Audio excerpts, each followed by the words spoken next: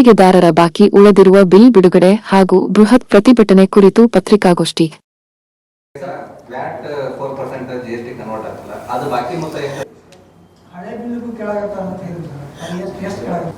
ಗದಗ ಜಿಲ್ಲೆಯ ಮಾಧ್ಯಮದ ಸ್ನೇಹಿತರಿಗೆ ಗದಗ ಜಿಲ್ಲಾ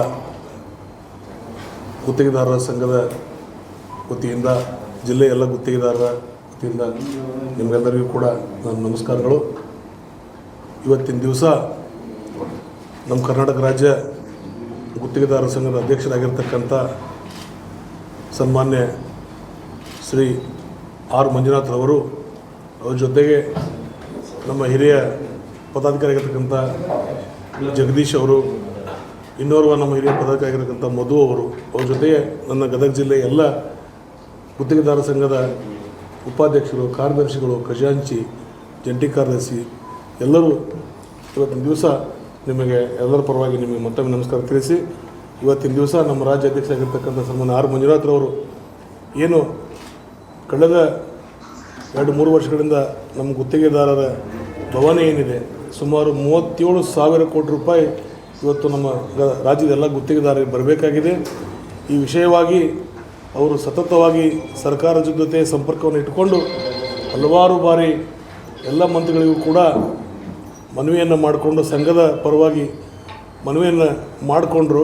ಆದಾಗ್ಯೂ ಕೂಡ ಅದಕ್ಕೆ ಸರಿಯಾದ ಸ್ಪಂದನೆ ಬರದೇ ಇದ್ದ ಕಾರಣ ನಮ್ಮ ಎಲ್ಲ ಗುತ್ತಿಗೆದಾರರು ಇವತ್ತೇನು ನಮಗೆ ಆರ್ಥಿಕ ಸಂಕಷ್ಟದಲ್ಲಿದ್ದೀವಿ ಅದನ್ನು ಮನಗಂಡು ಅನಿವಾರ್ಯವಾಗಿ ಮಾರ್ಚ್ 6ನೇ ತಾರೀಕಿಗೆ ಬೆಂಗಳೂರಿನ ಫ್ರೀಡಮ್ ಪಾರ್ಕಲ್ಲಿ ಕರ್ನಾಟಕ ರಾಜ್ಯ ಸಮಸ್ತ ಗುತ್ತಿಗೆದಾರರ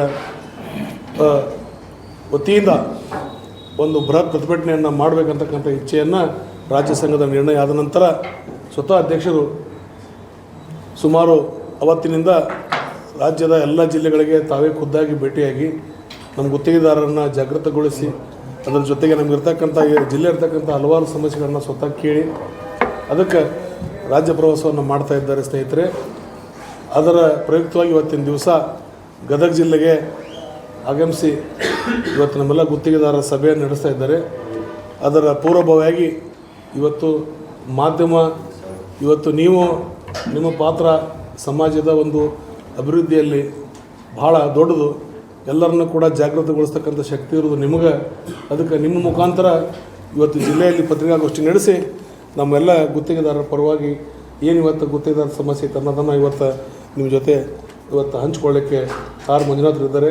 ದಯವಿಟ್ಟು ಪತ್ರಿಕಾಗೋಷ್ಠಿಗೆ ಭಾಗವಹಿಸತಕ್ಕಂಥ ಎಲ್ಲ ಮಾಧ್ಯಮ ಮಿತ್ರರಿಗೆ ಮತ್ತೊಮ್ಮೆ ವಂದಿಸಿ ಈ ಒಂದು ಪತ್ರಿಕಾಗೋಷ್ಠಿಗೆ ನಮ್ಮ ಸಂಘಕ್ಕೆ ಗುತ್ತಿಗೆದಾರರಿಗೆ ನೀವೆಲ್ಲ ಒಂದು ಬೆನ್ನೆಲುಬಾಗಿ ನಿಲ್ತೀರಂತ ಆಶಿಸಿ ಪತ್ರಿಕಾಗೋಷ್ಠಿ ಮಾನ್ಯ ಅಧ್ಯಕ್ಷರು ಪ್ರಾರಂಭ ಮಾಡಬೇಕಂತ ಕೇಳ್ಕೊಳ್ತಾ ಇದ್ದೀವಿ. ನಮಸ್ಕಾರಗಳು ಆತ್ಮೀಯ ಸ್ನೇಹಿತರೆ. ನಮ್ಮ ಕರ್ನಾಟಕ ರಾಜ್ಯ ಗುತ್ತಿಗೆದಾರರ ಸಂಘದಿಂದ ನಮಗೆ ಆದಂಥ ಒಂದು ಹಲವಾರು ಸಮಸ್ಯೆಗಳು ನಿಮ್ಮ ಜೊತೆ ಚರ್ಚೆ ಮಾಡಬೇಕು ಅಂತಂದೇಳಿ ನಾವು ಬಂದಿದ್ದೀವಿ. ನಮ್ಮ ಅಧ್ಯಕ್ಷರು ಸಂಕ್ಷಿಪ್ತವಾಗಿ ಹೇಳಿದ್ದಾರೆ. ಹಾಗೆ ನಮಗೆ ಸುಮಾರು 3 ವರ್ಷದಿಂದ 2.5 ವರ್ಷದಿಂದ ನಮಗೆ ಸುಮಾರು ಒಂದು 37,000 ಕೋಟಿ ರೂಪಾಯಿ ನಮ್ಮ ಕರ್ನಾಟಕ ರಾಜ್ಯದಲ್ಲಿ ಕರ್ನಾಟಕ ಸರ್ಕಾರದಲ್ಲಿ ನಮ್ಮದೇ ಆದಂಥ ಅಮೌಂಟು ಬಾಕಿ ಇದೆ. ಅದನ್ನು ಹಲವಾರು ಸಾರಿ ನಾವು ಮಾನ್ಯ ಮಂತ್ರಿಗಳಿಗೆ, ಮಾನ್ಯ ಸಚಿವರುಗಳಿಗೆ, ಮಾನ್ಯ ಮುಖ್ಯಮಂತ್ರಿಗಳಿಗೆ ಹಲವಾರು ಸಾರಿ ಮನವಿ ಮಾಡಿದರೂ ಕೂಡ ಯಾವುದೇ ಥರದ ಪ್ರಯೋಜನ ಆಗಿಲ್ಲ. ಮಾನ್ಯ ಮುಖ್ಯಮಂತ್ರಿಗಳಿಗೆ ನಿಮ್ಮ ಮುಖಾಂತರ ಹೇಳಲಿಕ್ಕೆ ಇಷ್ಟಪಡ್ತೀವಿ, ಹಿಂದೆ ನಮ್ಮ ಕಾಂಟ್ರಾಕ್ಟ್ರುಗಳು ಹೋರಾಟದ ಫಲವಾಗಿ ಇವತ್ತು ಈ ಸರ್ಕಾರ ಬಂದಿದೆ ಅಂತಂದೇಳಿ ನಿಮ್ಮ ಮುಖಾಂತರ ಒಂದು ಜ್ಞಾಪಕ ಮಾಡುವಂಥ ಒಂದು ಸಣ್ಣ ಪ್ರಯತ್ನ ನಾನು ಮಾಡ್ತಾಯಿದ್ದೀನಿ. ಹಾಗೆ ಸ್ನೇಹಿತರೆ, ನಾವು ಸುಮಾರು ಎಲ್ಲ ಇಲಾಖೆಗಳಿಂದ 7-8 ಇಲಾಖೆಗಳಿಂದ ಎಲ್ಲರಿಗೂ ಸಹ ಪತ್ರ ಬರೆದ್ವಿ. ಅವರೆಲ್ಲ ಮೀಟಿಂಗ್ ಮಾಡಿದರು, ಮೀಟಿಂಗ್ ಆಗ್ತಾರೆ, ಸಚಿವರು ಮೀಟಿಂಗ್ ಮಾಡ್ತಾರೆ, ದುಡ್ಡು ಅಂದ ತಕ್ಷಣ ಎಲ್ಲ ಯಾವುದೇ ಥರದ್ದು ಅವರ ಆಸಕ್ತಿ ತೋರಿಸ್ತಾ ಇಲ್ಲ. ಮುಖ್ಯಮಂತ್ರಿಗಳಿಗೂ ಅಷ್ಟೇ ಸುಮಾರು 8-10 ಮೀಟಿಂಗ್ ಮಾಡಿದ್ವಿ. ಮತ್ತು ಕೊನೆಗೆ ಏನಾಯಿತು ಅಂದರೆ ಚೀಫ್ ಸೆಕ್ರೆಟರಿ ಅವ್ರಿಗೆ ನೋಡಿ 100 ಪುಟಗಳದ್ದು ನಾವೇನು ಟ್ರಾನ್ಸಾಕ್ಷನ್ ಮಾಡಿದ್ದೀವಲ್ಲ 1 ವರ್ಷದಲ್ಲಿ 100 ಪುಟಗಳದ್ದು ಮುಖ್ಯಮಂತ್ರಿಯವ್ರಿಗೆ ನಾವು ಮನವಿ ಕೊಟ್ವಿ, ಚೀಫ್ ಸೆಕ್ರೆಟರಿ ಅವ್ರಿಗೆ ಮನವಿ ಕೊಟ್ವಿ. ಚೀಫ್ ಸೆಕ್ರೆಟರಿ ಅವ್ರಿಗೆ ಮನವಿ ಕೊಟ್ಟರು ಸಹ ಅವರು ಯಾವುದೇ ಥರವಾದ್ದು ನಮ್ಮ ಬಗ್ಗೆ ಆಸಕ್ತಿ ತೋರಿಸ್ತಾ ಇಲ್ಲ. ಏನು ಅವಾಗ ಹಿಂದೆ ಆಪೋಸಿಷನ್ ಪಾರ್ಟಿ ಲೀಡರ್ ಇದ್ದಂಥ ಸಂದರ್ಭದಲ್ಲಿ ಏನು ಆಸಕ್ತಿ ತೋರಿಸಿರೋ ಆ ಆಸಕ್ತಿ ಈಗೆಲ್ಲ ಮಾನ್ಯ ಮುಖ್ಯಮಂತ್ರಿಯವ್ರಿಗೆ ನಮ್ಮ ಕಾಂಟ್ರಾಕ್ಟ್ರುಗಳ ಬಗ್ಗೆ ಯಾವುದೇ ಥರವಾದ್ದು ಒಂದು ಇಂಟ್ರೆಸ್ಟ್, ಅಟ್ಲೀಸ್ಟ್ ಮಿನಿಮಮ್ ಕರ್ಟಸಿನೂ ಅವ್ರಿಗಿಲ್ಲ. ನಮಗೆ ಈ ಇಷ್ಟೊಂದು ಪೇಮೆಂಟ್ ಇದೆ, ಇಷ್ಟಿಷ್ಟು ಇಲಾಖೆಯಲ್ಲಿ ಪೇಮೆಂಟ್ ಇದೆ ನೋಡಿ. ಲೋಕೋಪಯೋಗಿ ಇಲಾಖೆಯಲ್ಲಿ ನಮ್ಮದು 8,000 ಕೋಟಿ ಪೆಂಡಿಂಗ್ ಬಿಲ್ ಇದೆ. ಹಾಗೆ ಜಲಸಂಪನ್ಮೂಲ ಇಲಾಖೆಯಲ್ಲಿ ನಮಗೆ 13,000 ಕೋಟಿ ಪೆಂಡಿಂಗ್ ಬಿಲ್ ಇದೆ. ಆಮೇಲೆ ಸಣ್ಣ ನೀರಾವರಿ ಇಲಾಖೆಯಲ್ಲಿ 3,000 ಕೋಟಿ ಪೆಂಡಿಂಗ್ ಬಿಲ್ ಇದೆ. RDPR ಅಲ್ಲಿ 3,800 ಕೋಟಿ ಪೆಂಡಿಂಗ್ ಬಿಲ್ ಇದೆ. ನಗರಾಭಿವೃದ್ಧಿ ಇಲಾಖೆಯಲ್ಲಿ 2,000 ಕೋಟಿ ಇದೆ. ವಸತಿ ಮತ್ತು ವಕ್ಫು ಅದರಲ್ಲೂ ಅಷ್ಟೇ 2,600 ಕೋಟಿ ಪೆಂಡಿಂಗ್ ಬಿಲ್ ಇದೆ. ಕಾರ್ಮಿಕ ಇಲಾಖೆಯಲ್ಲೂ ಅದು 2,000 ಕೋಟಿ ಪೆಂಡಿಂಗ್ ಬಿಲ್ ಇದೆ. BBMPನಲ್ಲಿ 1,600 ಕೋಟಿ ಪೆಂಡಿಂಗ್ ಬಿಲ್ ಇದೆ. ಸ್ನೇಹಿತರೆ, ಇಷ್ಟೆಲ್ಲ ಪೆಂಡಿಂಗ್ ಬಿಲ್ ಇದ್ದರೂ ಸಹ ನಾವು ಮುಖ್ಯಮಂತ್ರಿಗಳಿಗೂ ನೋಡಿ ಸುಮಾರು ಲೆಟ್ರುಗಳು ಕೊಡ್ತಾರೆ. ಅವರು ಏನು ಗೊತ್ತಾ, ಕ್ಯಾಶುಯಲ್ ಆಗಿ ನೀವು ಇತಿಹಾಸ ಇದೆ, ನಮ್ಮ ಗದಗ ಜಿಲ್ಲೆ ಒಂದು ಇತಿಹಾಸಕ್ಕೆ ಪ್ರಸಿದ್ಧವಾದಂಥ ಜಿಲ್ಲೆ. ಮಾನ್ಯ ಮುಖ್ಯಮಂತ್ರಿಗಳು ಒಂದು ಸರಿ ಅವರು ಏನಾದ್ರು ನಮ್ಮ ಜೊತೆ ಮೀಟಿಂಗ್ ಫಿಕ್ಸ್ ಮಾಡಿದರೆ ಅದು ಇತಿಹಾಸದಲ್ಲಿ ಯಾವುದೇ ಕಾರಣಕ್ಕೂ ಪೋಸ್ಟ್ಪೋನ್ ಆಗಬಾರ್ದು. ಈ ಮುಖ್ಯಮಂತ್ರಿಗಳು ನಾವು ಹಿಂದೆ ಹಲವಾರು ಮುಖ್ಯಮಂತ್ರಿಗಳು ನೋಡಿದ್ದೀವಿ. ಒಬ್ಬ ಬೊಮ್ಮಾಯಿ ಸಾಹೇಬರು ಇರ್ಬೋದು, ನಮ್ಮ ಕುಮಾರಸ್ವಾಮಿ ಅವರು ಇರ್ಬೋದು, ಯಡಿಯೂರಪ್ಪಾಜಿ ಇರ್ಬೋದು. ಅವರೆಲ್ಲ ಒಂದ್ಸರಿ ಮೀಟಿಂಗ್ ಅಂತ ಫಿಕ್ಸ್ ಮಾಡಿದರೆ ಮೀಟಿಂಗ್ ಕರೆಯುವಂಥ ಕೆಲಸ ಮಾಡ್ತಾರೆ, ಸೌಜನ್ಯತೆ ತೋರಿಸ್ತಾರೆ. ಈ ಮನೆ ಮುಖ್ಯಮಂತ್ರಿಗಳು ಮೀಟಿಂಗ್ ಫಿಕ್ಸ್ ಮಾಡಿಬಿಟ್ಟು 3 ಮೀಟಿಂಗ್ನ ಅನಿರ್ದಿಷ್ಟ ಅವಧಿಗೆ ಪೋಸ್ಟ್ಪೋನ್ ಮಾಡಿದ್ದಾರೆ. ಅಂದರೆ ನಮ್ಮ ಜೊತೆಗೆ ಮೀಟಿಂಗ್ ಮಾಡಿದರೆ ನಾವು 37,000 ಕೋಟಿಗೆ ನಾವು ಇದಾಗಬೇಕಲ್ಲ, ಫಿಕ್ಸ್ ಆಗಬೇಕಲ್ಲ, 37,000 ಕೋಟಿಗೆ ನಾವು ಬೈಂಡಿಂಗ್ ಆಗಬೇಕಲ್ಲ ಅನ್ನೋ ಒಂದೇ ಒಂದು ಕಾರಣದಿಂದ ನಮ್ಮ ಜೊತೆಗೆ ಒಂದು ಅಫಿಷಿಯಲ್ ಮೀಟಿಂಗ್ ಇದುವರೆಗೂ ಮಾಡಿಲ್ಲ. ನಾವು ಅವರು ಹಿರಿಯ ಮುತ್ಸದ್ದಿದ್ದಾರೆ, ಸುಮಾರು 7 ವರ್ಷ ಸುದೀರ್ಘವಾಗಿ ಅವರು ಮಾನ್ಯ ಮುಖ್ಯಮಂತ್ರಿಗಳು ಅವರು CM ಆಗಿ ಮುಂದುವರಿತಾ ಇದ್ದಾರೆ. 17 ಬಡ್ಜೆಟ್ ಮುಂದುವರಿಸ್ತಿದ್ದಾರೆ. 17ನೇ ಬಡ್ಜೆಟ್ಟಿಗೆ ನಾಳೆ ಮಂಡಿಸ್ತಾ ಇದ್ದಾರೆ. ಇಷ್ಟೆಲ್ಲ ಆದರೂ ಸಹ ಅವರು ಮೇಲೆ ನಂಬಿಕೆ ಇಟ್ಟು, ಪ್ರೀತಿ ವಿಶ್ವಾಸ ಇಟ್ಟು, ಹಿಂದೆ 13-18ರಲ್ಲಿ ಹೆಂಗೆ ಆಡಳಿತ ಮಾಡಿರಲ್ಲ ಆ ಥರ ನಮಗೂ ಮಾಡ್ತಾರೆ ಅನ್ನೋ ಒಂದು ನಂಬಿಕೆ ಇಟ್ಕೊಂಡು ನಾವು ಇಷ್ಟು ವರ್ಷ ಬಂದ್ವಿ. ಅನಿವಾರ್ಯತೆ ಆಯಿತು, ಆಗಲಿಲ್ಲ, ಅವ್ರ ಕೈಲಿ ಏನು ಮಾಡೋಕ್ಕೂ ಆಗಲಿಲ್ಲ. ನಮಗೆ ಉಳಿದಿರೋದು ಒಂದೇ ನಿಮ್ಮ ದಾರಿ, ಅದು ನೀವೊಬ್ಬರೇ ನಮಗೆ ಆಶಾ ಕಿರಣ. ಯಾರು ಮಾಧ್ಯಮ ಮಿತ್ರರು ಒಂದೇ, ನಿಮ್ಮ ಮುಖಾಂತರ ಅವರಿಗೆ ನಾವು ಎಚ್ಚರಿಸುವಂಥ ಕೆಲಸ ಮಾಡಬೇಕು. ಅವರಿಗೆ ನಾವು ಮರ್ತಿರ್ತಕ್ಕಂಥ ಕಾಂಟ್ರಾಕ್ಟ್ರುಗಳು ಮರ್ತಿದಾರಲ್ಲ, ಹಿಂದೆ ಕೆಂಪಣ್ಣವರು ಹೋರಾಟದ ಫಲವಾಗಿ ಸರ್ಕಾರ ಬಂದಿದೆ, ಅದನ್ನು ಮರ್ತುಬಿಟ್ಟಿದ್ದಾರೆ. ಈಗ ಅಟ್ಲೀಸ್ಟ್ ನಮಗೆ ಮಿನಿಮಮ್ ಒಂದು ಮೀಟಿಂಗ್ ಕರೆದು ಸೌಜನ್ಯಕ್ಕೋಸ್ಕರ ಅವರು ಮೀಟಿಂಗ್ ಕರೆದ್ಬಿಟ್ಟು ನಮ್ಮ ಪ್ರಾಬ್ಲಮ್ಗಳು ಸಾಲ್ವ್ ಮಾಡಲಿಕ್ಕೆ ಅವರು ಮನಸ್ಸು ಮಾಡಬೇಕು ನಿಮ್ಮ ಮುಖಾಂತರ ಅಂತಂದೇಳಿ ನಿಮ್ಮ ಮುಖಾಂತರ ನಾವು ಮನವಿ ಮಾಡ್ಕೊಳ್ತಿದ್ದೀವಿ. ಸ್ನೇಹಿತರೆ, ಇಷ್ಟೆಲ್ಲ ಇದ್ದರೂ ಸಹ ಈಗ ಹಲವಾರು ಇಲಾಖೆಗಳಲ್ಲಿ ಸುಮಾರಿದೆ. ನಾವು ಮಾನ್ಯ ಮುಖ್ಯಮಂತ್ರಿಗಳಿಗೆ ಯಾವುದೂ ಬಿಟ್ಟಿಲ್ಲ, ಎಲ್ಲದೂ ತೋರಿಸಿದ್ದೀವಿ, ಎಲ್ಲದೂ ಹೇಳಿದ್ದೀವಿ. ಯಾವ್ಯಾವ ಇಲಾಖೆಗೆ ಏನೇನಿದೆ, ಏನೇನು ಕಷ್ಟ ಇದೆ, ಹೆಂಗಿದೆ, ಏನಿದೆ ಅಂತೇಳಿ ಡೀಟೇಲಾಗಿ ತೋರಿಸಿದ್ದೀವಿ. ಅವರು ಜಾಣ ನಡೆ ಪ್ರದರ್ಶಿಸಿದ್ದಾರೆ. ಏನಪ್ಪ ನಾವು ಏನು ಗೊತ್ತಿಲ್ವೇನೋ, ನಾವೇನು ಕೇಳಿಸ್ಕೊಂಡಿಲ್ವೇನೋ, ನಾವೇನು ಮಾಡ್ತಿಲ್ವೇನೋ, ನಾವೇನು ಆಗ್ತಿಲ್ವೇನೋ ಅನ್ನೋಂಗೆ ಜಾಣ ನಡೆ ಪ್ರದರ್ಶಿಸಿದ್ದಾರೆ. ತಾವು ದಯಮಾಡಿ ಮಾನ್ಯ ಮಾಧ್ಯಮ ಸ್ನೇಹಿತರು, ತಾವು ನಿಮ್ಮ ಮುಖಾಂತರ ಕರ್ನಾಟಕ ಸರ್ಕಾರಕ್ಕೆ, ಮಾನ್ಯ ಮುಖ್ಯಮಂತ್ರಿಗಳಿಗೆ, ಹಲವಾರು ಸಚಿವರುಗಳಿಗೆ ಇದನ್ನು ನಾವು ಸುಮಾರು ಈಗ ಬರ್ತಾ 3 ಜನ ಸಚಿವರುಗಳಿಗೆ ಫೋನ್ ಮಾಡಿದ್ರು. 3 ಜನ ಸಚಿವರು ಫೋನ್ ಮಾಡಿದರು, ಏನು ಯಾಕೆ ಏನು ಅಂತ. ನಿನ್ನೆ DCM ಸಾಹೇಬರು ಮೊನ್ನೆ ಹಾವೇರಿಯಲ್ಲಿದ್ದಂಥ ಸಂದರ್ಭದಲ್ಲಿ DCM ಸಾಹೇಬರು ಫೋನ್ ಮಾಡಿದರು. ಇವತ್ತು ನಗರಾಭಿವೃದ್ಧಿ ಸಚಿವರು ಫೋನ್ ಮಾಡಿದರು. ಈಗ ವಸತಿ ಸಚಿವರು ಫೋನ್ ಮಾಡಿದರು. ಅವ್ರಿಗೂ ಈಗ ಒಂದು ಸ್ವಲ್ಪ ಟೆನ್ಷನ್ ಬಂದಿದೆ. 13ನೇ ಜಿಲ್ಲೆ ನಾವು ಅನಿವಾರ್ಯ ಬಂದ್ಬಿಡ್ತು. ಎಲ್ಲ ಜಿಲ್ಲೆಗಳು ಪ್ರವಾಸ ಮಾಡ್ತೀವಿ. 31 ಜಿಲ್ಲೆಗಳಿಗೂ ನಮ್ಮ ಕಾಂಟ್ರಾಕ್ಟರ್ಗಳ ಕಷ್ಟ ಸುಖ ಎಲ್ಲ ಇಂಟ್ರಾಕ್ಷನ್ ಮಾಡಿಬಿಟ್ಟು ಅವ್ರದ್ದೆಲ್ಲರದ್ದು ನಾವು ಕ್ರೋಢೀಕರಿಸಿ ನಾವು 6ನೇ ತಾರೀಕು ಫ್ರೀಡಮ್ ಪಾರ್ಕ್ ಬೆಂಗಳೂರಲ್ಲಿ ಪ್ರತಿಭಟನೆ ಇಟ್ಕೊಂಡಿದ್ದೀವಿ. ಅದಕ್ಕೆ ಕಡಿಮೆ ಅಂದರೆ 25,000 ರಿಂದ 30,000 ಜನ ಅಲ್ಲಿ ಸೇರುವಂಥ ಒಂದು ಕಾರ್ಯಕ್ರಮ ಇದೆ. ಚಾಲ್ತಿಯಲ್ಲಿರ್ತಕ್ಕಂಥ ಕೆಲಸಗಳನ್ನ ನಿಲ್ಲಿಸ್ಬಿಟ್ಟು ನಾವು ಪ್ರತಿಭಟನೆ ಮಾಡುವಂಥ ಕೆಲಸ ಮಾಡ್ತೀವಿ. ಸರ್ಕಾರ ಅದಕ್ಕೂ ಸಹ ನಮಗೆ ಮಾಡಲಿಲ್ಲ. ನಮ್ಮ ಸರ್ಕಾರ ನಮ್ಮ ಕಷ್ಟಗಳು ಕೇಳಲಿಲ್ಲ, ನಮ್ಮ ಸಮಸ್ಯೆಗಳು ಈಡೇರಿಸಲಿಲ್ಲ, ನಮ್ಮದೇ ಆದಂಥ ಬಾಕಿ ಬಿಲ್ಗಳು ಅವ್ರು ಬಿಡುಗಡೆ ಮಾಡಲಿಲ್ಲ. ನಮ್ದು ಒಂದೇ ಅಜೆಂಡಾ, ಬಾಕಿ ಬಿಲ್ ಬಿಡುಗಡೆ ಮಾಡಲಿಲ್ಲ ಅಂದರೆ ಏಪ್ರಿಲ್ ನಂತರ, ಯಾಕಂದರೆ ತಮಗೆ ಹೇಳಲಿಕ್ಕೆ ಬಯಸ್ತೀನಿ, ಮಾರ್ಚ್ ತಿಂಗಳಲ್ಲಿ ಅಷ್ಟೋ ಕಾಂಟ್ರಾಕ್ಟರ್ಗಳಿಗೆ ದುಡ್ಡು ಬರ್ತದೆ. ಕಾಂಟ್ರಾಕ್ಟರ್ಗಳು ಭಾಳ ಕಷ್ಟದಲ್ಲಿದ್ದಾರೆ. ಎಲ್ಲ ವಿಷ ಕುಡಿಯೋ ಪರಿಸ್ಥಿತಿ ಬಂದಿದೆ. ಮನೆ ಮಟ್ಟ ಮಾರ್ಕಂತಿದ್ದಾರೆ. ಮನೆಯಲ್ಲಿರ್ತಕ್ಕಂಥ ಒಡವೆಗಳನ್ನೆಲ್ಲ ಅಡ ಇಟ್ಟಿದ್ದೀವಿ. 3 ವರ್ಷ 4 ವರ್ಷ ಆದರೂ ಕೂಡ ಬಿಡಿಸಿಲ್ಲ. 4 ವರ್ಷ ಆದರೂ ಕೂಡ ಬಡ್ಡಿ ಕಟ್ಟಲಿಕ್ಕೆ ಆಗ್ತಿಲ್ಲ ನಮ್ಮ ಕಾಂಟ್ರಾಕ್ಟರ್ಗಳಿಗೆ. ಇಂಥ ಪರಿಸ್ಥಿತಿ ನಮ್ಮ ಕಾಂಟ್ರಾಕ್ಟರ್ಗಳಿದೆ. ಇದನ್ನೆಲ್ಲದನ್ನೂ ಸಹ ಹಚ್ಕೊಂಡು ನಾವು ಇವತ್ತು ಮಾನ್ಯ ಸಚಿವರುಗಳು ಫೋನ್ ಮಾಡಿದಾಗ ಅವ್ರಿಗೂ ಅದೇ ಹೇಳಿದ್ದೀವಿ, ಭಾಳ ಕಷ್ಟದಲ್ಲಿದ್ದೀವಿ, ನೀವು ಬೇಗ ಒಂದು ನಮ್ಮ ಪ್ರಾಬ್ಲಮ್ ಸಾಲ್ವ್ ಮಾಡಬೇಕು ಅಂತಂದೇಳಿ ಅವರಿಗೆ ಪ್ರೆಷರ್ ಮಾಡಿದ್ದೀವಿ, ಒತ್ತಾಯ ಮಾಡಿದ್ದೀವಿ. ಅದೇ ಥರನೇ ಮಾಧ್ಯಮನೇ, ಈಗ ನಮ್ಮ ಅಧ್ಯಕ್ಷರು ಹೇಳಿದಂಗೆ ಮಾಧ್ಯಮ ಭಾಳ ಮುಖ್ಯವಾದಂಥ ಒಂದು ಝೋನು. ನಿಮ್ಮನ್ನು ನಾವು ನಂಬ್ಕೊಂಡಿದ್ದೀವಿ. ನೀವೇ ಒಂದು ಇದಿರೋದ್ರಿಂದ ನಿಮ್ಮ ಮುಖಾಂತರ ಸರ್ಕಾರಕ್ಕೆ, ಮಾನ್ಯ ಸಚಿವರುಗಳಿಗೆ, ಮುಖ್ಯಮಂತ್ರಿಗಳಿಗೆ ನಮ್ಗಿರ್ತಕ್ಕಂಥ ಕಷ್ಟ ನಿಮ್ಮ ಮುಖಾಂತರ ಹೇಳ್ಸೋದೇ ನಮ್ಮದು ಈ ಒಂದು ಎಲ್ಲ ಜಿಲ್ಲೆಗಳು ಭೇಟಿ ಉದ್ದೇಶ ಅಂತಲೇ ಹೇಳ್ತೀವಿ. ಕೆಂಪಣ್ಣವರು ಹೇಳಿದ್ರು ಹಿಂದೆ 40 ಇದೆ ಅಂತ. I to accept it. ಆದರೆ ಏನು ಪ್ರಾಬ್ಲಮ್ ಏನು ಮಾಡೋದು, ಅದರಿಂದ ಭಾಳ ಲಾಸ್ ಆಯ್ತು. ಹಿಂದೆ ಬೊಮ್ಮಾಯಿ ಸಾಹೇಬರು ಇದ್ದಂಥ ಸಂದರ್ಭದಲ್ಲಿ ಅದು ಹೇಳಿದರು.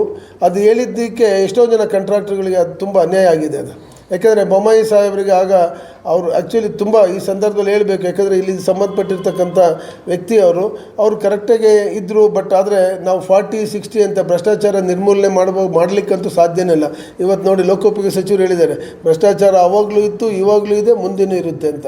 ನಾವೇನಂದರೆ ತಮ್ಮ ಮುಖಾಂತರ ಹೇಳಬೇಕಾದ್ರೆ ಕಡಿಮೆ ಮಾಡ್ಬೋದೇ ಹೊರತು ಅದನ್ನೇ ಮಾಡೋವಂಥ ಕೆಲಸ ನಮ್ಮ ಇವ್ರು ಮಾಡಬೇಕು, ಯಾರು ಸಚಿವರುಗಳು ಮಾಡಬೇಕು, ಮಾನ್ಯ ಮುಖ್ಯಮಂತ್ರಿಗಳು ಮಾಡಬೇಕು. ಅದಿದೆ, ಅವ್ರ ಗಮನಕ್ಕೆ ತರಿಸಿದ್ದೀವಿ. ಜಾಸ್ತಿ ಇದೆ. 3 ವರ್ಷದ ಬಿಲ್ಗಳಿಗೂ ಅವ್ರು ಕೇಳ್ತಾ ಇದ್ದಾರೆ. 3 ವರ್ಷದ ಹಳೆ ಬಿಲ್ಲು ನಾವೇ ಪ್ರಾಣ ಕಳ್ಕೊಳ್ಳೋವಂಥ ಪರಿಸ್ಥಿತಿ ಬಂದಾಗ ಆ ಹಳೆ ಬಿಲ್ಗೂ ಕೂಡ ನಾವು ಕಮಿಷನ್ ಕೊಡಬೇಕಂತ ಪರಿಸ್ಥಿತಿ ಬಂದಿದೆ. ಅದು ಅವ್ರ ಗಮನಕ್ಕೂ ನಾವು ಭೇಟಿಯಾದಂಥ ಸಂದರ್ಭದಲ್ಲಿ ಹೇಳಿದ್ದೀವಿ, ಲೆಟ್ರ್ ಮುಖಾಂತರ ತಿಳಿಸಿದ್ದೀವಿ. ಅವ್ರಿಗೆ ಆತ್ಮೀಯ ಸಚಿವರಿಗೂ ಸಹ ನಾವೆಲ್ಲ ವಿಷಯ ತಿಳಿಸಿದ್ದೀವಿ. ಯಾವುದು ಮುಚ್ಚುಮರೆ ಇಲ್ಲ, ಎಲ್ಲ ಓಪನ್ ಆಗಿದೆ, ಟ್ರಾನ್ಸ್ಪರೆಂಟ್ ಆಗಿದೆ ಸ್ನೇಹಿತರೆ.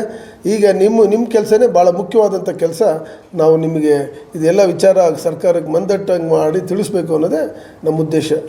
ಕೇಳಿ, ಭ್ರಷ್ಟಾಚಾರ ಒಂದೇ ಮುಖ್ಯ ಅಲ್ಲ ಸ್ನೇಹಿತರೆ. ಇಲ್ಲ ನೆವರ್. ನಾವು ಎದುರು ಅಂತ ಇಲ್ಲಿ ಕುಂತಿರೋರು ಯಾರು ಎದುರು ಅಂತಾರಲ್ಲ. ನಾವೇನಾಗಿದೆ ಅಂದರೆ ಅಲ್ಲಲ್ಲ ಕೇಳಿ ಒಂದು ನಿಮಿಷ. ನಾವು ಭ್ರಷ್ಟಾಚಾರ ಅಂತಂದು ಹೇಳಿದರೆ ನಮ್ಮ ಪ್ರಾಬ್ಲಮ್ ಸಾಲ್ವ್ ಆಗ್ಬಿಡುತ್ತಾ? ನಮಗೆ ಬೇಕಾಗಿರೋದು ಅದು ನಾನು ಹೇಳಿದ್ನಲ್ಲ, 1.5 ಲಕ್ಷ ಜನ ಅವ್ರ ಬಗ್ಗೆ ಯೋಚನೆ ಮಾಡಬೇಕು. ನಾವೇನೋ ಇಲ್ಲಿ ಮಾತಾಡ್ಬಿಡ್ತೀವಿ, ಇಲ್ಲಿ ಕೂತ್ಕೊಂಡು ನಿಮ್ಮ ಮಾಧ್ಯಮದ ಹೆಸರಿಗೆ ಮಾಧ್ಯಮ ಸ್ನೇಹಿತರ ಜೊತೆಗೆ ನಾವು ಮಾತಾಡ್ತೀವಿ. ಆದರೆ ಭ್ರಷ್ಟಾಚಾರ ಇಲ್ಲದ ಡಿಪಾರ್ಟ್ಮೆಂಟ್ ಯಾವುದೂ ಇಲ್ಲ. ಅದರಲ್ಲಿ ಲೋಕೋಪಯೋಗಿ ಇಲಾಖೆ ಒಂದು ಬಿಟ್ಬಿಟ್ಟು ಬೇರೆ ಎಲ್ಲ ಇಲಾಖೆನಲ್ಲೂ ಇದೆ. ಲೋಕೋಪಯೋಗಿ ಇಲಾಖೆ ಒಂದೇ. ಅದರಲ್ಲೂ ಸಹ ನಾವು ನಮಗೆ ಹಲವಾರು ಮೀಟಿಂಗ್ಗಳು ಕರೆದ್ಬಿಟ್ಟು ಮಾನ್ಯ ಸಚಿವರು ನಮ್ಮದೇ ಆದಂಥ ಇನ್ನೊಂದು ಪ್ರಾಬ್ಲಮ್ ಸ್ನೇಹಿತರೆ, ಬರೀ 37,000 ಕೋಟಿ ಪೆಂಡಿಂಗ್ ಬಿಲ್ ಮುಖ್ಯ ಅಲ್ಲ. ನಮ್ಮದೇ ಆದಂಥ ಲೈಸೆನ್ಸ್ ಸಮಸ್ಯೆ, ನಮ್ಮದೇ ಆದಂಥ ನಮ್ಮದು ಜ್ವಲಂತ ಸಮಸ್ಯೆಗಳು ಭಾಳ ಇದ್ದಾವೆ. MDPಗಳು, GST ಇವೆಲ್ಲ ಪ್ರಾಬ್ಲಮ್ ಇದ್ದಾವೆ. ಅವನ್ನೆಲ್ಲವನ್ನೂ ಸಹ ಸಾಲ್ವ್ ಮಾಡುವಂಥ ಒಂದು ದೊಡ್ಡ ಮನಸ್ಸು ಮಾನ್ಯ ಮುಖ್ಯಮಂತ್ರಿಗಳು ಮಾಡಬೇಕು. ಅದು ನಮ್ಮ ಸಮಸ್ಯೆಗಳು. ದುಡ್ಡು ಇವತ್ತಲ್ಲ ನಾಳೆ ಕೊಡ್ತೀನಿ ಕಣಯ್ಯ, ಅಥವಾ ನಿರ್ದಿಷ್ಟವಾಗಿ ಹೇಳ್ಬಿಡ್ಲಿ. ಈಗ 2.5 ವರ್ಷ ಕಾದಿದ್ದೀವಿ. ನೆಕ್ಸ್ಟ್ ಯಾವ್ದಾದ್ರು ಒಂದು ನಿರ್ದಿಷ್ಟವಾಗಿ ಹೇಳಿ, ಇಂಥ ದಿನ 6 ತಿಂಗಳು ಬಿಟ್ಕೊಡ್ತೀನಿ, 3 ತಿಂಗಳು ಬಿಟ್ಕೊಡ್ತೀನಿ, ಅಥವಾ ಕೊಡೋದೇ ಇಲ್ಲ ಅಂತನಾದ್ರು ಹೇಳಿ. ಹಳೆ ಬಿಲ್ಲು ಹೊಸ ಬಿಲ್ಲು ಎರಡೂ ಇದೆ ಇದರಲ್ಲಿ. ಹಳೆ ಬಿಲ್ಲು ಹೊಸ ಬಿಲ್ಲು ಅಂತಲ್ಲ. 37,000 ಕೋಟಿ ಇರೋದು 3 ವರ್ಷದ ಬಿಲ್ಲು. 3 ವರ್ಷದ ಬಿಲ್ಲು ಅಂದರೆ 2019ರಿಂದ 2020ವರೆಗೂ ಏನು ಕೆಲಸ ಮಾಡಿದ್ವೋ ಸೊ ಆ ಕೆಲಸ ಮಾಡಿದಂಥ ದುಡ್ಡದು. ಇಲ್ಲ ಅದನ್ನ ಹೇಳಿದ್ವಲ್ಲ, ದಯಮಾಡಿ ಕೇಳಿ, ಕ್ಷಮಿಸಿ. ಪರ್ಸೆಂಟೇಜ್ ವಿಚಾರ ಹೋಗ್ಬಿಟ್ರೆ ನಮಗೆ ಪೇಮೆಂಟ್ ಸಿಗೋದಿಲ್ಲ, LOC ಬರೋದಿಲ್ಲ. ಎದುರಿಸೋ ಕ್ವಶನೇ ಇಲ್ಲ, ನಾವು ಎದುರೋದೇ ಇಲ್ಲ. ನಾವು ಇನ್ನೊಂದು ಸ್ನೇಹಿತರೆ, ಒಂದು ನಿಮಿಷ ಸಮಾಧಾನವಾಗಿ ಕೇಳೋಣ. ನೀವೊಬ್ಬರು ಕಂಟ್ರಾಕ್ಟ್ರು, ಸಣ್ಣ ಕಂಟ್ರಾಕ್ಟ್ರು, ಬಡ ಕಂಟ್ರಾಕ್ಟ್ರು ಅಂತ ಯೋಚನೆ ಮಾಡೋಣ. ನಾವು ಏನಾಗ್ತಿದೆ ಎದುರಿಸೋ ಕ್ವಶನೇ ಇಲ್ಲ. ನಾವು 6ನೇ ತಾರೀಕು ಎಲ್ಲ ಹೇಳೋದ್ರಲ್ಲಿ ರೆಡಿ ಇದ್ದೀವಿ. ನಾವು ಹೇಳೋದಿಲ್ಲ. ನಮ್ಮಲ್ಲಿ ಏನು 25,000 ಜನ ಬಂದಿರ್ತಾರಲ್ಲ, ಅವರೇ ಹೇಳ್ತಾರೆ ಯಾವ ಇಲಾಖೆಗೆ ಏನೇನಿದೆ, ಹೆಂಗೆ ಅಪ್ರೂವಲ್ಗೇನು, ಕಮಿಷನ್ಗೇನು, ಪೇಮೆಂಟ್ಗೇನು, ಹೆಂಗೆ ನಡೀತಾ ಇದೆ, ಯಾವ ಮಿನಿಸ್ಟ್ರು ಹೆಂಗೆ ಏನಂತ ಅವರೇ ಹೇಳ್ತಾರೆ. ಅವರು ಅಲ್ಲೇವರೆಗೂ ಬಿಟ್ಕೊಂಡ್ರು ಅಂದರೆ ಅವರೇ ಜವಾಬ್ದಾರ ಅದಕ್ಕೆ. ಹೌದು ಸರ್. ನಾನೇ ಅವತ್ತು 6ನೇ ತಾರೀಕು ಫ್ರೀಡಮ್ ಪಾರ್ಕಲ್ಲಿ ಜನ ಸಮೂಹದ ಮುಂದೆ ನಾನು ಎಲ್ಲ ಇಲಾಖೆಗಳ್ದು ನೆಕ್ಸ್ಟ್ ಯಾವುದೇ ನೀವು ಹೇಳ್ತಿರಲ್ಲ ಆ ಯಾವ ಭಯನೂ ನಮಗಿಲ್ಲ. ನಾವು ಯಾಕಂದರೆ ಅದನ್ನು ಕಾಂಟ್ರಾಕ್ಟ್ರಿಗೋಸ್ಕರ ಏನಕ್ಕೂ ಎಲ್ಲ ತ್ಯಾಗಕ್ಕೂ ನಾವು ತಯಾರಿದ್ದೀವಿ. ಹಿಂಗೆಲ್ಲ ಇರೋದ್ರಿಂದ ಆ ಸಂದರ್ಭದಲ್ಲಿ ಹೇಳ್ತೀವಿ. ಈಗೆಲ್ಲ ಹೇಳ್ಬಿಟ್ಟು ನಮಗೇನಾಗ್ತಿದೆ ಅಂದರೆ ಅವಾಗೇನಾಗ್ತಿದೆ, 37,000 ಸೈಡಿಗೆ ಹೋಗ್ಬಿಡುತ್ತೆ, ಭ್ರಷ್ಟಾಚಾರನೇ ಮುಂದಕ್ಕೆ ಬರುತ್ತೆ. ಇದು ನಮ್ಮ ಪಾಯಿಂಟ್ ಅಷ್ಟು ಬಿಟ್ಬಿಟ್ರೆ ಇನ್ನೇನು ಇಲ್ಲ. ಅದೇ ಇದೆ ಸರ್. ಅದು ಸುಮಾರು 6,000 ಕೋಟಿ ಪೆಂಡಿಂಗ್ ಬಿಲ್ ಇದೆ. ಎಲ್ಲ ರಾಜ್ಯಗಳು, ಹೊರ ರಾಜ್ಯಗಳು ಎಲ್ಲ ಕೊಟ್ಬಿಟ್ಟಿದ್ದಾರೆ. ಆಂಧ್ರ ಪ್ರದೇಶ್, ಮಹಾರಾಷ್ಟ್ರ, ತಮಿಳುನಾಡು, ಆಮೇಲೆ ಒಡಿಶಾ ಎಲ್ಲ ಕೊಟ್ಟಿದ್ದಾರೆ. ನಮ್ಮ ಕರ್ನಾಟಕ ಮಾತ್ರ ಸುಮಾರು 6 ವರ್ಷದಿಂದ ಹಂಗೆ ಇಟ್ಕೊಂಡ್ಬಂದಿದ್ದಾರೆ. ಅದಕ್ಕೆ ಅವಿರತವಾಗಿ ಹೋರಾಟ ಮಾಡ್ತಿದ್ದೀವಿ, ಕೋರ್ಟಿಗೆ ಹೋಗಿದ್ದೀವಿ, ಕಂಟೆಂಪ್ಟ್ ತಂದಿದ್ದೀವಿ. ಏನೂ ಇಲ್ಲ, FD ಕ್ಲಿಯರೆನ್ಸ್ ಇಲ್ಲ, ಅವ್ರಿಗೆ ಬದ್ಧತೆ ಇಲ್ಲ. ಇಲ್ಲಿ ಏನಾಗ್ತಿದೆ ಅಂದರೆ ಮಾನ್ಯ ಮುಖ್ಯಮಂತ್ರಿಗಳು, ಮಾನ್ಯ ಸಚಿವರು ಹೇಳಿದ್ದಂಥ ಕೆಲಸನ FD ಇದೆ. ಮಾನ್ಯ ಮುಖ್ಯಮಂತ್ರಿಗಳು ಇದ್ದರು ಅತಿಕ್ ಸಾಹೇಬ್ರಿದ್ದಾಗ, ನೋಡ್ರೆ ಅವ್ರದ್ದೆಲ್ಲ GST ಸಾಲ್ವ್ ಮಾಡಿಬಿಡಿ ಅಂತ. ಇಟ್ ವಾಸ್ ಇನ್ ಸರ್ಟನ್ ಸ್ಟೇಜಿಗೆ ಬಂದಿತ್ತು. ಆಮೇಲೆ ಯಾರು ಸಾಲ್ವ್ ಮಾಡೋ, ಬರೀ ಬಾಯಲ್ಲಿ ಹೇಳ್ತಾರೆ, ಆದೇಶದ ಮುಖಾಂತರ ಬರ್ತಿಲ್ಲ. ಆದೇಶದ ಮುಖಾಂತರ ಬರಬೇಕು ಅಂದರೆ ಮುಖ್ಯಮಂತ್ರಿಗಳು ಇಂಟ್ರೆಸ್ಟ್ ತೊಗೋಬೇಕು, ಮುಖ್ಯಮಂತ್ರಿಗಳು ಸಭೆ ನಡೆಸಬೇಕು. ಅವಾಗ ಅದು ಪ್ರಾಬ್ಲಮ್ ಸಾಲ್ವ್ ಆಗುತ್ತೆ. ಎಲ್ಲದಕ್ಕೂ ಸಹ ನಮ್ಮ ಕಾಂಟ್ರಾಕ್ಟ್ರು ಅಂದರೆ ಫೈನಾನ್ಸ್ ಇದೆ, ಕ್ಲಚ್ ಇರುತ್ತೆ. ಫೈನಾನ್ಸ್ ಕ್ಲಚ್ ಅಂದರೆ ಯಾರು? ಮಾನ್ಯ ಮುಖ್ಯಮಂತ್ರಿಗಳು. ಅವರೇ ಸಭೆ ನಡೆಸಿ ನಮ್ಮ ಸಮಸ್ಯೆಗಳು ಪೂರ್ಣವಾಗಿ ನಮಗೆ ಸಾಲ್ವ್ ಮಾಡೋದಕ್ಕೆ ಅವರೊಬ್ಬರ ಕೈಲಿ ಸಾಧ್ಯನೇ ಹೊರತು ಪಾಪ ಸಚಿವರ ಕೈಲಿ ಸಾಧ್ಯ ಆಗ್ತಾ ಇಲ್ಲ. ಫೈನಾನ್ಸ್ ವಿಚಾರ ಹ್ಞೂ ಸರ್. ಡಿಫ್ರೆನ್ಸ್ 4% ನಿಮ್ಮ ಕಡೆಯಿಂದ ತಗೋತಾರೆ. ಇನ್ನು ರಿಮೈನಿಂಗ್ 8% ಸರ್ಕಾರ ಕೊಡುತ್ತೆ. ಇನ್ನು ಓವರ್ 12% ಸರ್ಕಾರ ಕೊಡುತ್ತೆ. ಇಲ್ಲ 12% GST ಏನಿದೆಯಲ್ಲ, ಡಿಫ್ರೆನ್ಸ್ ಆಫ್ 8% ಸರ್ಕಾರ ಕೊಡಬೇಕು. 5 ವರ್ಷದ ಕೆಳಗೆ ಕೊಡಬೇಕಾಗಿತ್ತು. ಹಳೆ ಸರ್ಕಾರವೂ ಸಹ ಅದನ್ನು ಇಂಟ್ರೆಸ್ಟ್ ತೋರಿಸಲಿಲ್ಲ, ಹೊಸ ಸರ್ಕಾರವೂ ಸಹ ಇಂಟ್ರೆಸ್ಟ್ ತೋರಿಸ್ತಾ ಇಲ್ಲ. ಅದರಲ್ಲಿ ಏನು ಸರ್ಕಾರಕ್ಕೆ ಲಾಸ್ ಆಗಲ್ಲ. ಬುಕ್ ಅಡ್ಜಸ್ಟ್ಮೆಂಟ್ ನಮ್ದು ಇನ್ಪುಟ್ ಇರುತ್ತಲ್ಲ, ಇನ್ಪುಟ್ ಅಡ್ಜಸ್ಟ್ಮೆಂಟು ನಾವು ಅದನ್ನು ಒಂದು ಪರ್ಸೆಂಟೇಜ್ ಕ್ಯಾಲ್ಕುಲೇಟ್ ಮಾಡಿಬಿಟ್ಟು ಎಫ್ ಡಿನವರು ಒಂದು 4.5% 5% ಕೊಡುವಂಥ ಕೆಲಸ ಮಾಡಿದ್ದಾರೆ. ಆದರೆ ಅದಕ್ಕೆ ಬದ್ಧತೆ ಬೇಕು. ನಮ್ಮ ಸರ್ಕಾರದಲ್ಲಿ ಬದ್ಧತೆ ಇಲ್ಲ, ಕಾಂಟ್ರಾಕ್ಟರ್ ಬಗ್ಗೆ ಆಸಕ್ತಿ ಇಲ್ಲ. ಅದು ಸಾಲ್ವ್ ಆದರೆ ನಮ್ದು ಅದೊಂದು ದೊಡ್ಡ ಮೇಜರ್ ಸಮಸ್ಯೆ. ಮಾಡಿದ್ದೀವಿ ಸರ್, ನಾವು ಅಲ್ಲೇ ಪೇಮೆಂಟ್ ಮಾಡಿದ್ದೀವಿ. ಒಂದು ನಿಮಿಷ ತಡೀರಿ, ನಾವು ಅಲ್ಲೇ ಪೇಮೆಂಟ್ ಮಾಡಿದ್ದೀವಿ. ಆದರೆ ಕೆಲವರು ಪೇಮೆಂಟ್ ಮಾಡಿಲ್ಲ. ಬಡ್ಡಿನ ನಮ್ಮ ಅಮ್ನಿಸ್ಟಿ ಆ್ಯಕ್ಟ್ ಅಂತಂದೇಳಿ ಸೆಂಟ್ರಲ್ ಗೌರ್ಮೆಂಟ್ ಅವ್ರು ತಂದಿದ್ದರು. ಆ ಸಂದರ್ಭದಲ್ಲಿ ಬರೀ ಅಸಲು ಮಾತ್ರ ಕಟ್ಟಿ ಅಂತಂದೇಳಿ ಕೇಂದ್ರ ಸರ್ಕಾರ ಹೇಳಿತ್ತು, GST ಕೌನ್ಸಿಲ್ ಹೇಳಿತ್ತು. ಆವಾಗ ನಾವು ಸುಮಾರು ದುಡ್ಡು ಇದ್ದಿರ್ತಕ್ಕಂಥವ್ರು ಮನೆ ಮಠ ಮಾರಿ, ಆಸ್ತಿಗಳು ಮಾಡಿ, ಸೈಟ್ ಮಾರಿ GST ಅಸಲು ಕಟ್ಟಿಬಿಟ್ಟಿದ್ದಾರೆ ಕೆಲವರೆಲ್ಲ. ಕೆಲವರು ಆಗದಲ್ಲೇ ಇದ್ದವ್ರು ಹಂಗೆ ಇದ್ದಾರೆ. ಅವ್ರಿಗೆ 100 ನೋಟಿಸ್ ಬರ್ತಿದ್ದಾವೆ.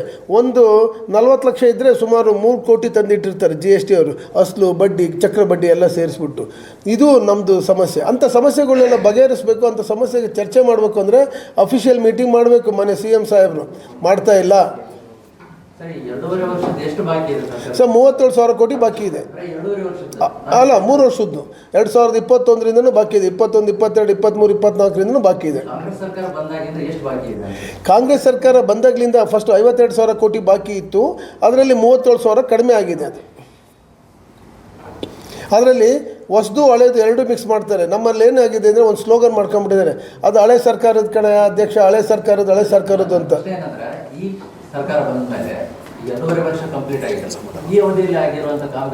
ಹೌದು ಸರ್, ಅದನ್ನೇ ಹೇಳ್ತಿರೋದು. ಕಾಮಗಾರಿನಲ್ಲಿ ಬಡ್ಜೆಟಲ್ಲಿ ಏನು ಅಲೋಕೇಶನ್ ಮಾಡಿರ್ತಾರಲ್ಲ, ಬಡ್ಜೆಟಲ್ಲಿ ಒಂದೊಂದು ಇಲಾಖೆಗೆ ಮಾಡಿರ್ತಾರೆ. ಆ ಇಲಾಖೆ ಕಾಮಗಾರಿಗಳು ನಡೀತಾ ಇದ್ದಾವೆ. ಅದ್ರ ಪೆಂಡಿಂಗ್ ಬಿಲ್ ಕಂಟಿನ್ಯೂ ಆಗ್ತಾ ಇದೆ. ಹಳೇದು 3 ವರ್ಷದ ಹಳೇದು ಹಾಗೆ ಪೆಂಡಿಂಗ್ ಇದೆ. ಅದರಲ್ಲಿ 10% 5% ಕೊಡ್ತಾರೆ. ಎಷ್ಟು ಅಂತ ಡಿಸ್ಕ್ರಿಮಿನೇಷನ್ ಮಾಡಿ ನಿಘಂಟವಾಗಿ ಹೇಳಲಿಕ್ಕಾಗಲ್ಲ. ಯಾಕೆಂದರೆ ನಾವು ಕಾಂಟ್ರಾಕ್ಟ್ರುಗಳು ಹಳೇದು ಮಾಡಿದವರು ಕಾಯ್ತಾ ಇರ್ತೀವಿ, ಈ ಹೊಸದು ಮಾಡಿದವರು ಕಾಯ್ತಾ ಇರ್ತೀವಿ. ಅದರದ್ದು ಪೂರ್ತಿ ಪೆಂಡಿಂಗ್ ಬಿಲ್ ಏನಿದೆಯಲ್ಲ ಇಲಾಖೆವಾರು, ಸೊ ಅಷ್ಟು ಪೆಂಡಿಂಗ್ ಬಿಲ್ 37,000 ಕೋಟಿ ಇದೆ. ಗದಗದು ಸುಮಾರು 1,200 ಕೋಟಿ ರೂಪಾಯಿ ಗದಗಲ್ಲಿದೆ, ಎಲ್ಲ ಇಲಾಖೆಗಳು ಸೇರಿ. ಉಪಮುಖ್ಯಮಂತ್ರಿಗಳು ಸಕಾರಾತ್ಮಕವಾಗಿ ಸ್ಪಂದನೆ ಮಾಡ್ಯಾರ ಅನ್ನುವಂಥದ್ದನ್ನು ನಮ್ಮ ಇದರ ಮೂಲಕ ನೋಡಿದ್ವಿ ಸರ್. ಉಪಮುಖ್ಯಮಂತ್ರಿಗಳು ಜಾರಕಿಹೊಳಿ ಸಾಹೇಬರು ಇಬ್ಬರೇ ನಮ್ಮ ಕಾಂಟ್ರಾಕ್ಟರ್ಗೆ ಉಪಮುಖ್ಯಮಂತ್ರಿಗಳು BBMPನಲ್ಲಿ ಭಾಳ ಇಂಟ್ರೆಸ್ಟ್ ತೋರಿಸ್ಬಿಟ್ಟು ಅಲ್ಲಿ 3 ವರ್ಷದ ಪೆಂಡಿಂಗ್ ಬಿಲ್ನ 1 ವರ್ಷಕ್ಕೆ ತಂದಿದ್ದಾರೆ. ಅದೇ ಇಂಟ್ರೆಸ್ಟು ನಮ್ಮ ಜಲಸಂಪನ್ಮೂಲ ಇಲಾಖೆಗೆ ಉಪಮುಖ್ಯಮಂತ್ರಿಗಳು ತೋರಿಸ್ತಾ ಇಲ್ಲ. ಆದರೆ ನಿನ್ನೆ ಅಷ್ಟೋ ಇಷ್ಟು ಮೀಟಿಂಗ್ ಕರೆದ್ಬಿಟ್ಟು ಸಾಂತ್ವನ ಹೇಳಿದರು. ನಿನ್ನೆ ಹಾವೇರಿನಲ್ಲಿದ್ದಂಥ ಸಭೆ ನಡೆಸುವಂಥ ಸಂದರ್ಭದಲ್ಲಿ ಮನೆ ಉಪಮುಖ್ಯಮಂತ್ರಿಗಳು ಫೋನ್ ಮಾಡಿ ಹೇಳಿದರು, ಇಲ್ಲ ಸ್ವಲ್ಪ ಸಮಾಧಾನವಾಗಿರಪ್ಪ, ಬಡ್ಜೆಟ್ ಆದಮೇಲೆ ಮಾಡಿಕೊಡ್ತೀನಿ ಅಂತ ಹೇಳಿದರು. ಹೌದು, ನೀವು ಅದು ಮಾಧ್ಯಮದಲ್ಲಿ ಬೇರೆ ಥರ ಇದು ಮಾಡಿದರು. ಹೆಂಗೆ ಮಾಡ್ತಾರೆ, ಏನು ಮಾಡ್ತಾರೆ? ಈಗ ಸ್ಟ್ರೈಕ್ ಮಾಡೋದು ನಮ್ಮ ಹಕ್ಕು. ನಮಗೆ ಪ್ರಾಬ್ಲಮ್ ಸಾಲ್ವ್ ಆಗಿಲ್ಲ ಅಂದರೆ ನಾವೇನು ಮಾಡಬೇಕು? ಅದು ನಮ್ಮ ಹಕ್ಕನ್ನ ನಾವು ಕೇಳ್ತೀವಿ, ನಮ್ಮ ದುಡ್ಡನ್ನ ನಾವು ಕೇಳ್ತಿದ್ದೀವಿ. ಇಲ್ಲ, ನಾವು ಸ್ಟ್ರೈಕ್ ಮಾಡ್ತೀವಿ ಅಂತ ಹೇಳಿದ್ವಿ. ಆಯಿತು, ನಾನು CM ಜೊತೆ ಮಾತಾಡ್ತೀನಿ ಅಂತ ಹೇಳಿದರು. ಇನ್ನೂವರೆಗೂ ಎಲ್ಲೋ ಅಸ್ಸಾಂಗೆ ಹೋಗಿದ್ದಾರೆ ಅಂತ ಬಂದಿಲ್ಲ. ಇವತ್ತು ಇದು ನಗರಾಭಿವೃದ್ಧಿ ಸಚಿವರು ಬೆಳಗ್ಗೆ ಫೋನ್ ಮಾಡಿದರು, ಅಂದಿಗೆ ಬರ್ತಾ. ಈಗ ಜಮೀರಣ್ಣ ಅವರು ಫೋನ್ ಮಾಡಿದರು, ನಾನು CM ಜೊತೆ ಮಾತಾಡ್ತೀನಿ ಕಣ್ರ ಅಂತ. ನಾವು ಅಲ್ಲಿ 13ನೇ ಜಿಲ್ಲೆಗೆ ಹೋಗ್ತಾ ಇದ್ದೀವಿ, ನಾವು ಸ್ಟ್ರೈಕ್ ಮಾಡೋದು ಗ್ಯಾರಂಟಿ, ನಮಗೆ 37,000 ಒಂದೇ ಸ್ಟೆಚ್ಚಲ್ಲಿ ಕೊಡಬೇಕು ಅಂತ ನಾವು ಕೂತ್ಕೊಂಡಿದ್ದೀವಿ. ಎಲ್ಲ ಕಾಂಟ್ರಾಕ್ಟರ್ಗಳು ಹಸ್ಕೊಂಡ್ಬಿಟ್ಟಿದ್ದಾರೆ, ಕಾದ್ಬಿಟ್ಟಿದ್ದಾರೆ. ನೀವು ಕಾಂಗ್ರೆಸ್ನ ಹೈಕಮಾಂಡ್ ಕೂಡ ಗಮನಕ್ಕೆ ತರ್ತೀವಿ ಅನ್ನುವಂಥದ್ದು. S, ತಂದಿದ್ದೀವಿ sir, ತಂದಿದ್ದೀವಿ. ನಾವೇನಾಗಿದೆ ಇದನ್ನು 6ನೇ ತಾರೀಕು ಏನು ನೋಡಿಕೊಂಡು ಮಾನ್ಯ ರಾಹುಲ್ ಜಿ ಅವ್ರಿಗೂ ಲೆಟ್ರ್ ಬರೆದಿದ್ದೀವಿ. ನಮ್ಮ ಹಿರಿಯರಾದಂಥ ಖರ್ಗೆ ಸಾಹೇಬ್ರಿಗೂ ಸಹ ಲೆಟ್ರ್ ಬರೆದಿದ್ದೀವಿ. ಅದು ನೆಕ್ಸ್ಟು ಏನು ಗೊತ್ತಾ, ಅದಾಗಲಿಲ್ಲ ಅಂದರೆ ನಮ್ಮ ಗವರ್ನರ್ ಸಾಹೇಬರಿಗೆ ಲೆಟ್ರ್ ರೆಡಿ ಮಾಡಿ ಇಟ್ಕೊಂಡಿದ್ದೀವಿ, ಅಪಾಯಿಂಟ್ಮೆಂಟ್ ಕೇಳಿದ್ದೀವಿ. ನಮಗೇನಾಗಿದೆ ಅಂದರೆ ನಮಗೆ ಸರ್ಕಾರದ ಜೊತೆ ಸಂಘರ್ಷಕ್ಕೆ ಹೋಗಬಾರ್ದು. ನಮಗೆ ಯಾಕಂದರೆ ದುಡ್ಡು ಹಾಕಿರೋ ವಿಚಾರ, ದುಡ್ಡಿನ ವಿಚಾರ ಇದು. ಸರ್ಕಾರದ ಜೊತೆ ನಮ್ಮ ದುಡ್ಡು ಕೊಡಲಿಲ್ಲ ಅಂದರೆ ಅನಿವಾರ್ಯತೆ ಅವ್ರು ಮೂವರೆಗೆ ಹೋಗ್ಬಿಟ್ಟು ಭೇಟಿ ಮಾಡಿ ಕೊಡುವಂಥ ಕೆಲಸ ಮಾಡ್ತೀವಿ ಸರ್. ನಾವು ಕಾರ್ಯಕಾರಿ ಸಮಿತಿಯಲ್ಲಿ ಸಂಪೂರ್ಣವಾದ ಒಪ್ಪಿಗೆ ತೊಗೊಂಡಿದ್ದೀವಿ. ಎಲ್ಲರಿಗೂ 3 ಜನಕ್ಕೂ ಲೆಟ್ರು ನಾವು ರೆಡಿ ಮಾಡಿಬಿಟ್ಟು ಅಪಾಯಿಂಟ್ಮೆಂಟ್, ಗವರ್ನರ್ಗೆ ಅಪಾಯಿಂಟ್ಮೆಂಟ್ ಕೇಳಿದ್ದೀವಿ. ಕೊಟ್ಟರೆ ತಕ್ಷಣ ಹೋಗಿ ಇರೋ ಪರಿಸ್ಥಿತಿ ಎಲ್ಲ ಇಲಾಖೆ ಏನು ಇದೆ, ಡೆಪ್ತು ಹೆಂಗಿದೆ, ಯಾವ್ಯಾವ ಇದೆ, ಮೊದಲು ಹೆಂಗಿತ್ತು, ಈಗ ಹೆಂಗಿತ್ತು ಎಲ್ಲ ಹೇಳೋವಂಥ ಕೆಲಸ ನಾವು ಮಾಡ್ತೀವಿ. ಖರ್ಗೆ ಸಾಹೇಬರು ಹೇಳಿದ್ದಾರೆ, ದೊಡ್ಡ ಖರ್ಗೆ ಸಾಹೇಬರು, ಇಲ್ಲ ನಾನು ಬರ್ತೀನಿ, ಬಂದಮೇಲೆ ಒಂದು ಸರಿ ಮಾತಾಡೋಣ ಎಲ್ಲ ಕೂತ್ಕೊಂಡು ಅಂತಂದೇಳಿ. ಸೊ ನಡೀತಾ ಇದೆ. ಬಟ್ ಏನಾಗಿದೆ ಅಂದರೆ ಮುಖ್ಯಮಂತ್ರಿಗಳೇ ಇದಕ್ಕೆ ಇಂಟ್ರೆಸ್ಟ್ ತೋರಿಸ್ತಾ ಇಲ್ಲ. ಅವರೇ ತೋರಿಸ್ಬೇಕಾಗಿರೋದು ಇದಕ್ಕೆ. ಮುಖ್ಯಮಂತ್ರಿಗಳು ಒಂದು ಗಂಭೀರ ಆರೋಪ ಮಾಡ್ತಾರೆ, ಹಿಂದಿನ ಸರ್ಕಾರ ಅಥವಾ ಇದರ ಮೇಲೆ ಯಾವುದೇ ಹಣಕಾಸಿನ ಅಪ್ರೂವಲ್, ಫೈನಾನ್ಸ್ ಡಿಪಾರ್ಟ್ಮೆಂಟ್ ಅಪ್ರೂವಲ್ ಇಲ್ಲದೆ ಬೇಕಾಬಿಟ್ಟಿಯಾಗಿ ಕಾಮಗಾರಿಗಳ ಅನುಷ್ಠಾನ ಮಾಡಿದ್ರು. ತಮ್ಗೆ ಬೇಕಾದ್ರೆ ಕೆಲಸ ಕೊಟ್ಟರು, ಹಾಗಾಗಿ ಪೆಂಡಿಂಗ್ ಇದೆ ಅನ್ನೋದನ್ನು ಮುಖ್ಯಮಂತ್ರಿಗಳು ಹೌದು, ತಾವು ಹೇಳ್ತಿರೋದು ಕರೆಕ್ಟು. ಇಲ್ಲೇನಾಗಿದೆ ಅಂದರೆ ಮುಖ್ಯಮಂತ್ರಿಗಳು ಹಂಗೆ ಹೇಳ್ಬಾರ್ದು. ಈಗ ಅವ್ರೇನು ಮಾಡ್ತಿದ್ದಾರೆ, ಗ್ರಾಂಟ್ ಇಲ್ಲದ ಕೆಲಸಗಳು ಟೆಂಡರ್ ಕರಿತಾ ಇದ್ದಾರೆ. ಎಷ್ಟು ಜನ ಇಲ್ಲ ಹಿಂದೆ ನೋಡಿ, ನಮ್ಮ ಕಾಂಟ್ರಾಕ್ಟರ್ಗಳು ಕೇಳಿ, ನಮ್ಮದು ಇದನ್ನು ಗ್ರ್ಯಾಂಟ್ ಇಲ್ದಂಗೆ ಏನು ಗೊತ್ತಾ, ಅವರು ಇದೇ ಥರನೇ ಹಿಂದೆ ಬೊಮ್ಮಾಯಿ ಸಾಹೇಬ್ರ ಪೀರಿಯಡಲ್ಲೂ ನಾವು ಕೇಳಿದ್ವಿ, ನೀವು ಟೆಂಡ್ರ್ ದುಡ್ಡು 100 ಕೋಟಿ ಇದೆ, 100 ಕೋಟಿ ಮಾತ್ರ ಟೆಂಡ್ರ್ ಕರೀರಿ ಅಂತ ಕೇಳಿದ್ವಿ. ಹಂಗಾಗಲ್ಲ, ನಾವು ಮಾಡ್ತಿರೋದು ರಾಜಕೀಯ, ನಾವು ಮಾಡ್ತಿರೋ ಡೆವಲಪ್ಮೆಂಟು. ನಾವು 100 ಕೋಟಿ ಇದ್ದರೆ 4 ಪಟ್ಟು ಕರಿತೀವಿ, ಅದು ನಮ್ಮದು ಇದು ಅಂತೇಳಿ. ಈಗಲೂ ಅಷ್ಟೇ, ಇದೇ ಗೌರ್ಮೆಂಟು ವಿತೌಟ್ ಟೆಂಡ್ರು ತಾವು ದಯಮಾಡಿ ಅದನ್ನು ನೋಟ್ ಮಾಡ್ಕೊಳ್ಳಿ, ಅದನ್ನು ಅವ್ರಿಗೆ ಕೇಳಿ. ಅವ್ರಿಗೆ ವಿತೌಟ್ ಇದು ಬಡ್ಜೆಟ್ ಇಲ್ದಂಗೆ 50 ಇನ್ನೂ 25% ಬಂದಿದೆ, ಅಲ್ಲೇ 100% ಕಾಮಗಾರಿ 25 ಲಕ್ಷ ಬಂದರೆ 100 ಕೋಟಿ ಕೆಲಸ ಕರೀತಿದ್ದಾರೆ. ಅಂದರೆ ಅವ್ರ ಪ್ಲ್ಯಾನಿಂಗ್ ಇರುತ್ತೆ, ಮುಂದೆ ಇಷ್ಟು ದುಡ್ಡು ಅಲ್ಲಿಂದ ತರ್ತೀನಿ, ಇಲ್ಲಿಂದ ತರ್ತೀನಿ, ಇಲ್ಲೇ ತೆಗೆದು ಅಲ್ಲಾಗ್ತೀನಿ, ಆ ಥರ ಒಂದು ಪ್ಲ್ಯಾನಿಂಗ್ ಮೇಲೆ ಹೋಗ್ತಾರೆ ಎಲ್ಲ ಸರ್ಕಾರಗಳು. ಹಂಗೆ ಮಾನ್ಯ ಮುಖ್ಯಮಂತ್ರಿಗಳು ನಮ್ಮದು ಕಾನ್ಫರೆನ್ಸಿಗೆ ಬಂದಾಗ ಹೇಳಿದರು, ನಾನು ಸಿದ್ದರಾಮಯ್ಯ ಹೇಳಿದ್ರು ನೀವು ಕೆಲಸ ಮಾಡಬಾರ್ದು ಅಂತ. ಈಗ ನೋಡಿ, ಈಗ ಎಲ್ಲ ಕೆಲಸ ಮಾಡಿಸ್ತಾ ಇದ್ದಾರೆ. ಅನಿವಾರ್ಯ, ನಮ್ಮ ವೃತ್ತಿ ಧರ್ಮ ಅಲ್ವಾ, ಕಾಂಟ್ರಾಕ್ಟ್ ಮಾಡೋದು ವೃತ್ತಿ ಧರ್ಮ. ನಾವು ಇವತ್ತು ಇಷ್ಟು 37,000 ಕೋಟಿ ಇದ್ದರೂ ಕೂಡ ಇವಾಗ ಟೆಂಡ್ರ್ ಕರೀಲಿ, ಇಲ್ಲಿ ಗದಗಲ್ಲಿ ನಾವೆಲ್ಲರೂ ಸಹ ಭಾಗವಹಿಸ್ತೀವಿ. ಯಾಕಂದ್ರೆ ನಮ್ಮ ವೃತ್ತಿ ಅದು ಬಿಟ್ಟರೆ ಬೇರೆ ಕೆಲಸ ಇಲ್ಲ ನಮಗೆ. ಮನೆ ಮಠ ಮಾರ್ಕೊಂಡಿದ್ದೀವಿ, ಎಲ್ಲ ಸಾಲ ಸೂಲ ಮಾಡ್ಕೊಂಬಿಟ್ಟಿದ್ದೀವಿ. ಅನಿವಾರ್ಯ, ನಾವು ಮಾಡಲೇಬೇಕು. ನಿಜವಾದ ಅಭಿವೃದ್ಧಿ ಸರ್ಕಾರ ನಾವು ಈಗ ಏನೋ ಮಾಡಿ ಮತ್ತು ಲೈಸೆನ್ಸ್ ಐತಿ ಕೆಲಸ ಮಾಡಕತ್ತೀವಿ. ಸರ್ಕಾರ ಲೈಸೆನ್ಸ್ ಕೊಟ್ಟಾಗ ವೃತ್ತಿ ಹತ್ರ ಒಂದು ಏನಂದ್ರೆ, ನಾವೀಗ ಮುಖ್ಯಮಂತ್ರಿಗಳು BJP ಸರ್ಕಾರದಲ್ಲಿ ಹೇಳ್ತಾರಲ್ಲ, ನಾವು ಕರ್ನಾಟಕ ರಾಜ್ಯದಾಗ ಕೆಲಸ ಮಾಡೀವಿ. ಕರ್ನಾಟಕ ರಾಜ್ಯ ಬಿಟ್ಟು ಬೇರೆ ಕಡೆ ರಾಜ್ಯಕ್ಕೆ ಕೆಲಸ ನಮಗೆ BJP, ಕಾಂಗ್ರೆಸ್, JDS ಅಂತ ಇಲ್ಲ ಸ್ನೇಹಿತರೆ. ನಾವು ನಮ್ಗೊಂದೇ ಪಾರ್ಟಿ, ನಾವು ಕಾಂಟ್ರಾಕ್ಟರ್ಗಳು ಅಷ್ಟೇ. ಅವರು ಹಳೆ ಸರ್ಕಾರದವ್ರನ್ನ ಹೇಳೋದನ್ನ ಈ ತಕ್ಷಣದಿಂದ ನಿಲ್ಲಿಸಬೇಕು. ಹಳೆ ಸರ್ಕಾರ ಮಾಡಿದ್ದು ಮನೆಗೆ ಯಜಮಾನ ಏನೋ ಹೆಚ್ಚು ಕಡಿಮೆ ಆಗ್ತಾನೆ, ಯಾಕಂಗಾರೆ ನಾವು ಕೊಟ್ಟಿರೋದೆಲ್ಲ ಇದು ಊರಲ್ಲಿ ಸಾಲ ತೀರ್ಸಲ್ವಾ, ಎಲ್ಲರದು ಕೊಡೋರಿಗೆಲ್ಲ ಕೊಟ್ಬಿಟ್ಟು ಅಷ್ಟಲ್ಲಪ್ಪ ಇಷ್ಟು, ಇಷ್ಟಲ್ಲಪ್ಪ ಅಷ್ಟು, ಅಥವಾ ಅಸಲು ಬಿಡು ಬಡ್ಡಿ ಬಿಡು, ಇಷ್ಟು ಕೊಡ್ತೀವಿ ಆ ಕೆಲಸ ಮಾನ್ಯ ಮುಖ್ಯಮಂತ್ರಿಗಳು ಮಾಡಬೇಕದು. ಮುಖ್ಯಮಂತ್ರಿಗಳು 7 ವರ್ಷ ಮುತ್ಸದಿಗಳು, ಅವರು ಈ ಮಟ್ಟಕ್ಕೆ ತರಬಾರ್ದು. ಕಾಂಟ್ರಾಕ್ಟ್ರುಗಳು ನಾವು ಅಭಿವೃದ್ಧಿ ಕೆಲಸ ಮಾಡಿರೋರು, ನಾವೇನು ಪುಕ್ಷಟೆ ಇದಲ್ಲ. ನಾವು ಕರೆಕ್ಟಾಗಿ ನೀಟಾಗಿ ಪ್ರಾಮಾಣಿಕವಾಗಿ ಕೆಲಸ ಮಾಡಿರ್ತಕ್ಕಂಥದ್ದು, ಕೆಲಸ ಮುಗಿಸಿರ್ತಕ್ಕಂಥದ್ದು. ನಾವು ಪೆಂಡಿಂಗ್ ಬಿಲ್ ಕೇಳ್ತೀವಿ ಹೊರತು ನಾವೇನು ಅಡ್ವಾನ್ಸಾಗಿ ಕೊಡಿ, ಬಡ್ಡಿ ಕೊಡಿ ಅಂತ ನಾವು ಕೇಳ್ತಾ ಇಲ್ಲ. ಅದು ನಮ್ಮ ತಾಳ್ಮೆ ಮೀರಿದ ಮೇಲೆ ನಮಗೆ ಫೈನಾನ್ಷಿಯಲ್ ತಾಕತ್ ಮಿಕ್ಕಿ ಎಲ್ಲಿ ಮಟ್ಟ ನಮಗೆ ಶಕ್ತಿ ಐತೆ ಅಲ್ಲಿ ಮಟ್ಟ ನಾವು ಕೆಲಸ ಅಭಿವೃದ್ಧಿ ಕೆಲಸ ಮಾಡ್ಕೊತಾನೆ ಬಂದೇವಿ. ಇವತ್ತು ನಮಗೆ ಶಕ್ತಿ ಮೀರಿದ ಮೇಲೆ ನಮ್ಮ ಅಧ್ಯಕ್ಷರು ಇದೊಂದು ನಿರ್ಧಾರ ನಾವೆಲ್ಲ ಕೂಡ ತೊಗೋಬೇಕು, ಚೇಂಜ್ ಆಗಿಬಿಡುತ್ತೆ. ನಮಗೆ ಅನಿವಾರ್ಯವಾಗಿ ಇನ್ನು ಮುಂದೆ ಹೆಜ್ಜೆ ಇಡೋಕ್ಕೆ ಶಕ್ತಿ ಇಲ್ಲ. ಅದಕ್ಕೋಸ್ಕರ ನಾವು ಈ ರಾಜ್ಯ ಮಟ್ಟದ ಗುತ್ತಿಗೆ ಸಂಘದ ವತಿಯಿಂದ ಈ ಒಂದು ಅನಿವಾರ್ಯ ನಿರ್ಧಾರಕ್ಕೆ ನಾವು ಬರಬೇಕಾಗಿದೆ.